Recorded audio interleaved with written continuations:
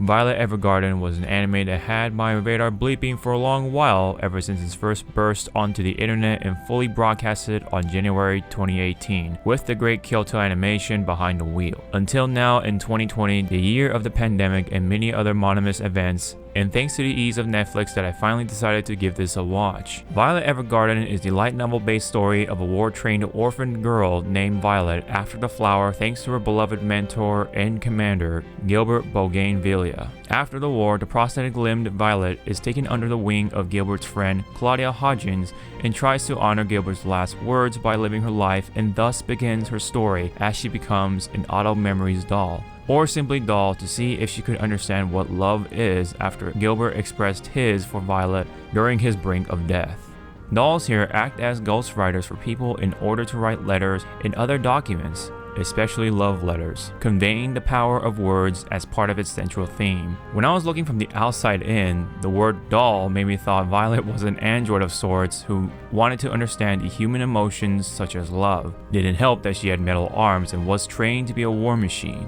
Aside that, I could not shake off the feeling of how much she resembles Saber from the Fate series.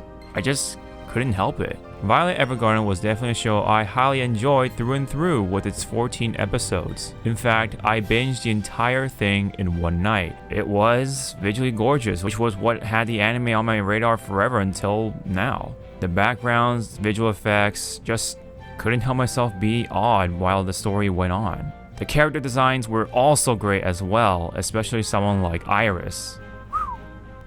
Oh man, Kyoto Annie sure came quite the ways as someone who watched K-On! And Haruhi years ago. It is worth noting that the anime deviates from the light novel material quite a bit, such as Iris and Erika being original characters added for the show. Certain actions were never part of the retelling of the story within the show. Tweaks to some characters' personality traits, certain weapons being left out, and even changing one's appearance drastically. But as someone who has not dealt with the original material, that did not deter from my watching experience as the story still flowed suitably. Now, there were some small negatives or nitpicks I did want to cover. It mostly just comes from the climactic battle against the anti-peace faction on top of the train. There were some pacing and editing issues I have found somewhere after its high point. Once you get there, you may know what I'm talking about. The show communes both giving life, but also coping with death as well, adding to the tear-jerking experience. The Japanese voice actors here were especially top-notch, highlighting Yui Ishikawa's performance as Violet. Really brought out the dull aesthetic that the show was emphasizing from Violet, but grew as a person later on. And yeah, the crying, holy crap.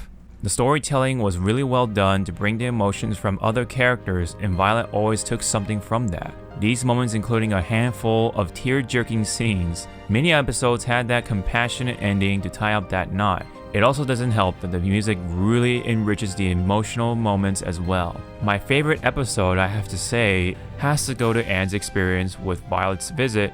My goodness, that was probably the biggest tearjerker I actually had to try, holding myself back quite a bit.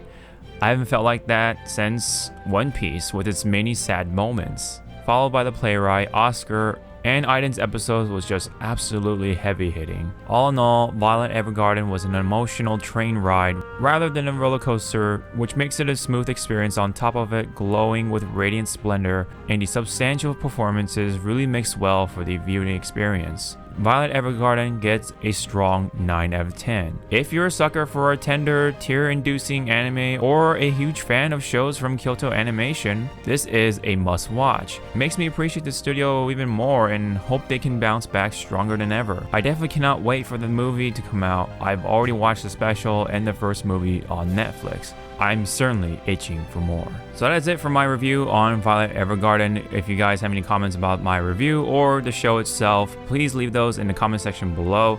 Don't forget to check me out on Twitter and Twitch and all the other social media stuff in the description. And don't forget to thumbs up and subscribe and hit the bell to notify all.